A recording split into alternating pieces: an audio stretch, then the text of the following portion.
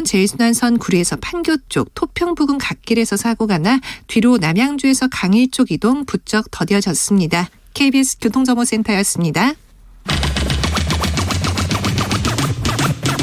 주진우 라이브.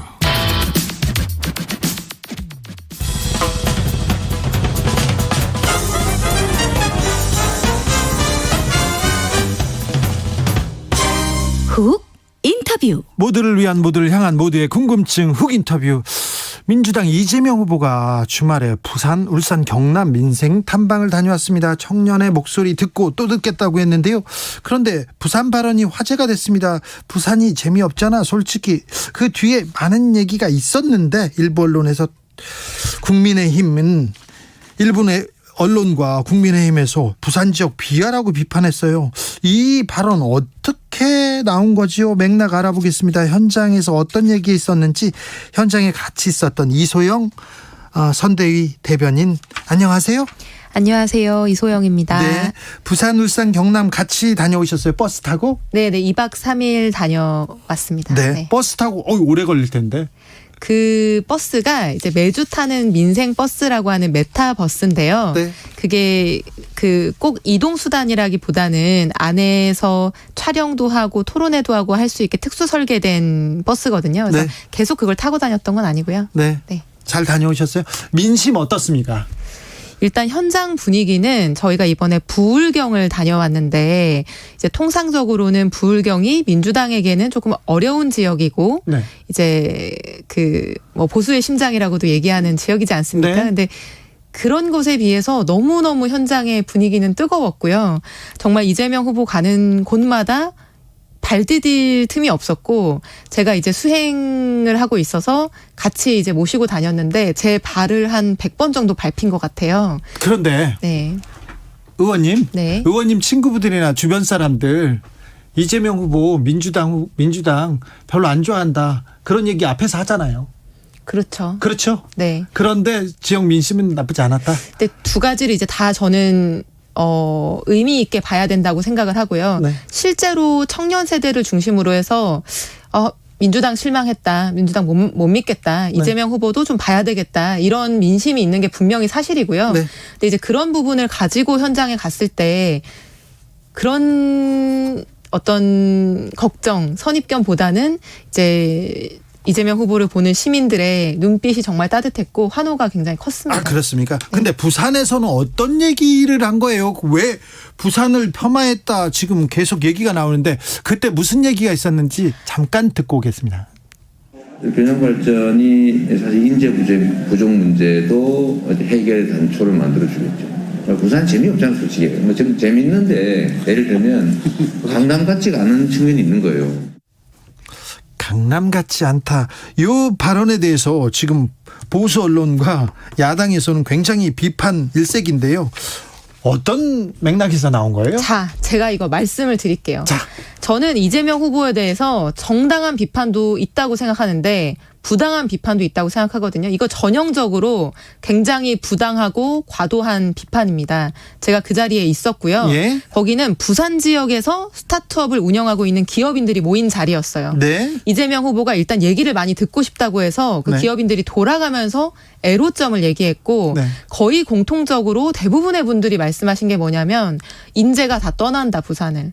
다들 수도권에서 일하고 싶어서 부산에 취업을 했다가도 네. 중간관리자가 되면은 떠나기 때문에 네, 수도권에 집중돼 있잖아요. 네, 그 인재 유출, 청년 인재 유출이 너무 심각하고, 그래서 결국에는 유능하고 젊은 인재들을 찾아서 우리도 수도권으로 떠나야 되는 상황이다.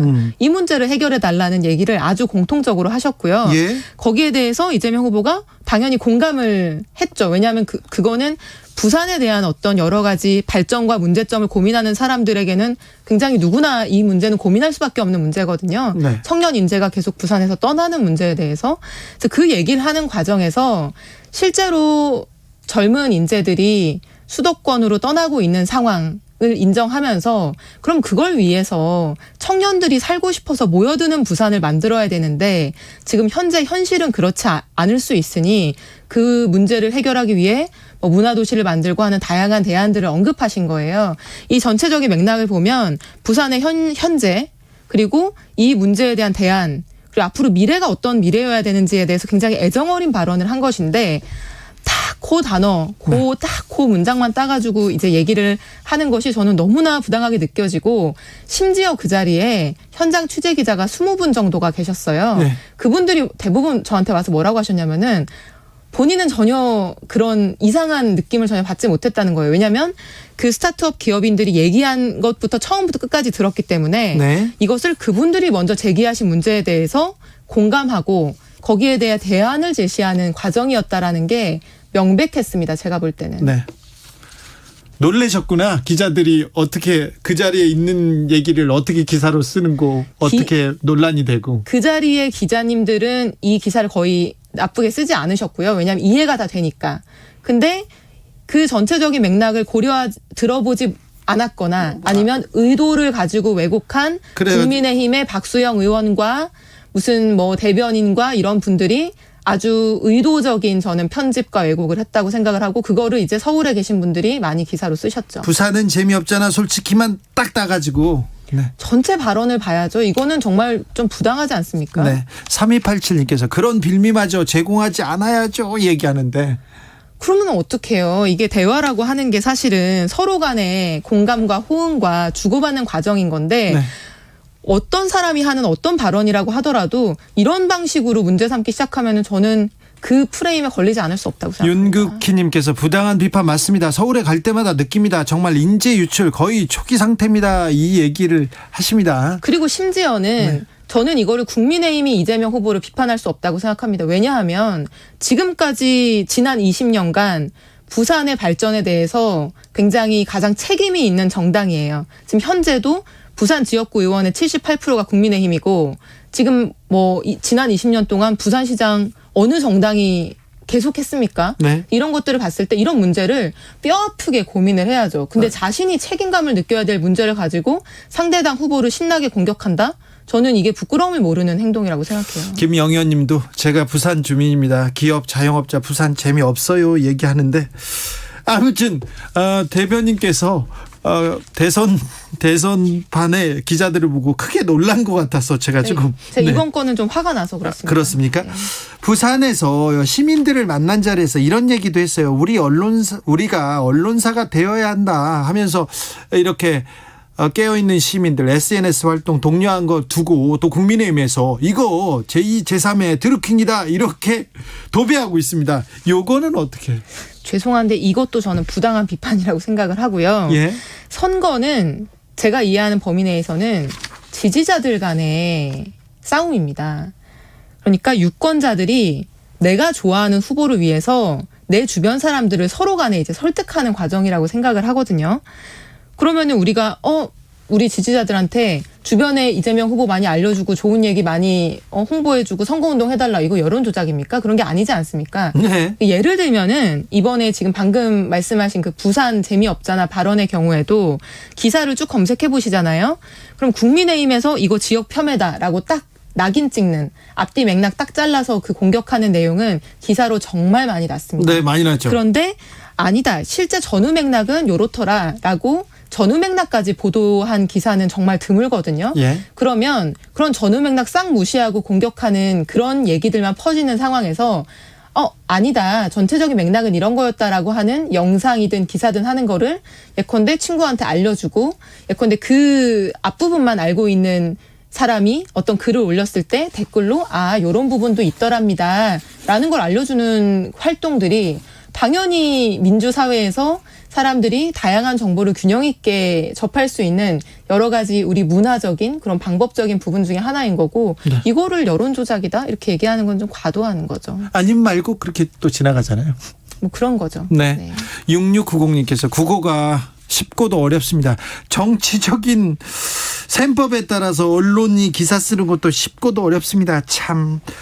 이것도 또 물어봐야 되겠는데 이 후보의 부인 김혜경 씨가 낙상 사고를 겪었어요. 근데 갑자기 폭행 루머로 이렇게 번지고 소문을 낳고 있습니다. 이건 어떻게 보십니까?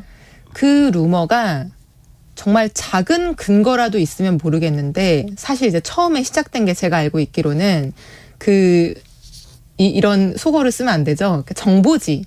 그냥 아무 출처도 없이 근거도 없이 익명으로 돌아다니는 정보지를 통해서 그 얘기가 처음 나왔어요. 그리고 유튜브에서 확 퍼지죠? 네. 그런데 저는 이 과정이 이걸 누가 먼저 이런 루머를 만들어서 퍼뜨렸을까 하는 의구심이 있습니다. 어떤 이제 의원님 말씀으로는 뭐 국민의힘 쪽에서 이 루머가 퍼지자 아주 뭐 굉장히 좋아했다 이런 말씀도 하시던데 네. 제가 뭐 그걸 직접 보거나 들은 건 아니기 때문에 사실인지 여부는 모르겠습니다만 어쨌든 이번 이 루머에 대해서 저희가 굉장히 적극적으로 대응하고 있는 이유는 이게 굉장히 의도적으로 그리고 아주 조직적으로 만들어서 퍼뜨리고 있는 아주 정치적인 루머다라고 보기 때문에 저는 이런 부당한 부분에 대해서는 강력하게 대응해야 된다고 생각하고 있습니다. 낙상 사고 이후에 119 구급대원들이 왔어요. 근데 그 이후에 뭐 이송 사실을 보고하지 않았다는 이유로 뭐 질책했다, 갑질했다. 이 부분은 사실관계가 어떻게 됩니까? 이게 제가 좀 들어보니까 분당 소방서의 간부분들이 좀 뒤늦게 이런 거 왜 보고 안 했냐라고 이제 소방대원분들을 질책했다라고 얘기를 하시더라고요. 그래서 이제 경기도 쪽에서는 이게 소방서 차원에서 네. 뭐 질책이든 이런 문제가 있었던 것이다라는 것이 이제 상황인 것 같고요. 네. 근데 이제 그 뒤늦게 공개된 119 녹취 음성을 보니까 과거에 왜 김문수 경기지사는 119 전화 그 녹취록 예전에 그렇죠. 공개됐던 거 보면 도지사입니다 이렇게 네. 하시잖아요. 네. 근데 이재명 후보는 이재명이다 누구다 이런 얘기 하나도 없이 우리 아내가 지금 굉장히 뭐 이런 쓰러졌다. 토사광난 네. 상황입니다. 빨리 네. 119 좀 와주십시오. 자신의 신분을 밝히지 않았잖아요. 그러니까 이제 대원분들은 당연히 뭐 그게 누군지 아시기가 어려웠을 거고 왜냐하면 예. 굉장히 긴급한 상황이잖아요. 그런 이송 상황이라고 하는 게. 그리고 이 구급대원들에 대해서 예컨대 질책을 한다거나 비난한다거나 하는 것도 당연히 그건 안 되는 일이다라는 게 이재명 후보가 직접 밝힌 본인의 의견이죠. 네, 알겠습니다. 이재명 후보 지지율이 지금 답보 상태입니다. 윤석열 후보는 뭐 컨벤션 효과 때문에 그런지 막 조금 계속 올라가고 있는데 격차가 좀 벌어집니다. 선대위에서는 어떻게 보고 있습니까? 버스에서는 어떤 얘기가 오갔습니까? 이 얘기 많이 했을 텐데. 컨벤션 효과도 부정할 수 없을 것이고 근데 다만 이제 이거는 그냥 일시적인 현상이야. 뭐 4개월 남았으니까 우리 지지율 오를 거야. 저는 이렇게 생각하면 안 된다고 생각을 하고요. 예. 굉장히 긴장감과 절박감을 느껴야 되는 저는 상황이라고 생각합니다. 네. 국민들께서 이제 최근 수년 동안 민주당에 많은 실망도 하셨고 그런 부분들이 지금 이제 지지율이 오르락 내리락 하는 과정에서 계속 이제 저변에 깔려 있는 문제라고 생각을 하고요. 지금 어쨌든 뭐 청년들의 삶 그리고 많은 국민들의 삶이 어려운 상황이기 때문에 그 삶에 대해서 우리가 정말 문제를 해결할 수 있는 후보이고 정당이고 지금 우리가 가지고 있는 한계와 문제점을 극복하면서 우리 바뀌어 나갈 것입니다라는 것들을 국민들께 정말 절박하고 열심히 보여드려야 된다고 생각하고 그렇다면은 앞으로 이 지지율 문제는 또 달라질 수도 있는 거라고 생각을 합니다. 네, 1521님께서 반드시를 가지고 왈가왈부하는 거나 부산은 재미없다로 비판하거나 서로 똑같은 말장난 소모전입니다. 이렇게 의견 주신 분도 있습니다. 부동산 문제가 가장 큰 민심 이반에 그러니까 이재명 후보한테 민주당한테 등을 돌린 이유인 것 같은데 계속해서 대장동에서 헤어나지 못하고 있는 것 같습니다. 대장동 문제는 특검으로 갑니까?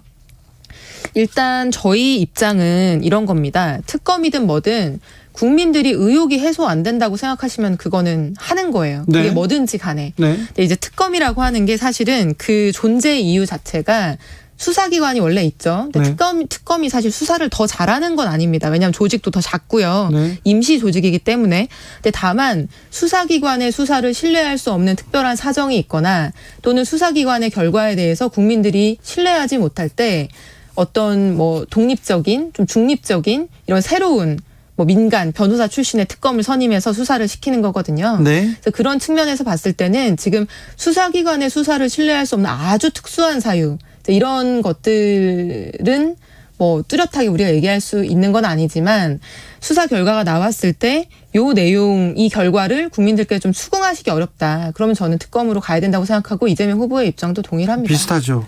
근데 어느 쪽에서는 곽상도 의원 왜 수사 안 하냐, 50억 클럽 왜 수사 안 하냐, 다른 쪽에서는 윤석열 후보 저축은행 부실 수사 의혹 왜 수사 안 하냐, 또 다른 쪽에서는 왜 유동규 씨 그 뒤는 수사 안 하느냐, 계속해서 얘기가 있고 논란이 커지고만 있습니다. 그래서 그 논란이 커지고 있죠. 그래서 지금 하고 있는 수사를 굉장히 빠르게 그리고 철저히 정말 속이 시원할 정도로 해야 된다고 생각을 하고요. 네. 모든 지금까지 우리 역사상 있었던 13번의 특검에 있어서 뭐 작은 특수 상황을 제외하고는 수사기관의 결과를 보고 그 결과에 대해서 계속해서 불신이 이어질 때 특검을 시작을 했었거든요. 네. 저희도 마찬가지로 일단은 시작된 수사기관의 수사를 중단하는 것은 진실이 오히려 지연돼서 밝혀지는 문제가 생기기 때문에 네. 빠르게 신속하게 이거를 결과를 내고 거기에 대해서 특검 여부를 빠르게 판단하는 이런 게 필요하다고 봅니다. 이재명 후보의 지금 민생 행보 거의 대부분이 지금 청년들 2030에 좀 맞춰져 있는 것 같아요. 자, 이재명 후보의 청년 정책 뭐가 다르다, 뭐가 낫다 알려주십시오. 이재명 후보는 지금까지 이제 본인의 정치적인 과정과 그 전에 이제 인권 변호사로서 활동할 때 항상 약자들의 편에 이제 섰던 분이고요. 저는 사실 이렇게 생각합니다. 차기 대통령이 해결해야 될 가장 중요한 과제 중에 하나가 청년의 삶의 문제를 해결하는 것이거든요. 왜냐하면 지금의 청년들은 그 어느 때보다도 비교할 수 없게끔 기회가 좁아져 있고 굉장히 어려운 상황에 놓여 있는 세대입니다. 네. 그래서 그 문제를 가장 치열하게 고민해야 되고 또 그걸 해결할 수 있는 실력을 보여주는 후보여야지 차기 대통령으로 당선될 수 있을 거라고 생각하는데 이재명 후보는 성남시장 경기도지사로 있을 때부터 이 청년의 문제, 청년 기본소득부터 시작해서 이 문제를 실질적으로 해결하기 위한 많은 정책을 가지고 있었고요. 네. 실제로 이걸 실행해 본 경험도 있고요. 성과도 좀 있었죠. 성과도 있었습니다. 네. 그래서 그 청년 문제를 해결하는 부분에 있어서는 경험과 아이디어와 내용이 가장 풍부한 후보라고 저는 자신 있게 얘기할 수 있습니다. 네. 윤석열 후보의 청년 정책은 어떻게 보십니까? 있나요, 그런 게? 있겠죠. 네, 아직 제가 잘 모르겠습니다. 알겠습니다. 그거는. 메타버스 또 이번 주에도 출발합니까? 네, 매주 8주간. 이번 주는 어디로 갑니까? 그거는 뭐 아직 비밀인 걸로 알고 있습니다. 아, 그래요? 네. 네. 또 같이 가십니까? 이제 그 현장 대변인이 저랑 홍정민 의원인데요. 네. 매주 가기 너무 힘들어서 네. 번갈아 가기로. 이번에 그 부울경 다녀오면서 네. 좀 어떤 생각 드셨어요? 불경 다녀오면서 든 생각은 많은 분들을 만났거든요. 정말 3일 동안 밥 먹을 100번. 시간이 없을 정도로. 100번 밟히면서. 100번 밟히고 네. 또 계속 차에서 도시락 먹으면서 후보도 이제 도시락만 먹으면서 거의 다니셨는데 이제 지방의 문제, 그러니까 지역에서 계속해서 기업들이 빠져나가고 인재들이 빠져나가고 하는 이제 지역 소멸의 문제에 대해서 정말 많은 말씀을 들었고요. 그게 또 청년들의 문제하고도 관련이 있다는 생각이 들었고, 그래서 마지막 날 마지막 일정에서 이제 후보께서도 그런 소회를 밝히셨는데 이런 이제 지역 균형의 문제, 지방 소멸의 문제, 이 문제를 이번에 많이 생생하게 더더욱 이제 몸으로 느끼게 돼서 그 부분에 대한 고민 같이 해나가고 그거를 대선에서의 주요 아젠다로 삼고 싶다. 이제 이런 말씀하셨습니다. 알겠습니다. 여기까지 들을까요? 네, 지금까지 이소영 이재명 후보 선대위 대변인이었습니다. 감사합니다. 감사합니다.